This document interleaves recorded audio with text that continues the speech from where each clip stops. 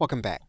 Now, if you are not specifically knowledgeable about areas of HTML code, you can ask ChatGPT in order to help you to create instances of HTML code. And you can write your request in plain language, and you can allow ChatGPT in order to give you an output that you can try. And to do that, all we need to do is to write in the command as we want to see it. We're now going to write in our command, and we're now going to click Enter.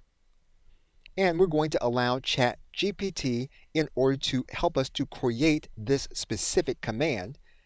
And we can use it on a specific page for us to use in our business. Now, you want to make sure that you copy the response to a separate area. You also want to make sure that you keep the information in your chat history so that you can find it when you need it. In some cases, you may come back to the interface and you may find that in a period of high usage on ChatGPT that you can't access this, and so you will want to make sure that it is copied to a place where you can access the information if you're not online or if ChatGPT is at capacity. Okay, so with that, thanks, and I will see you in another video.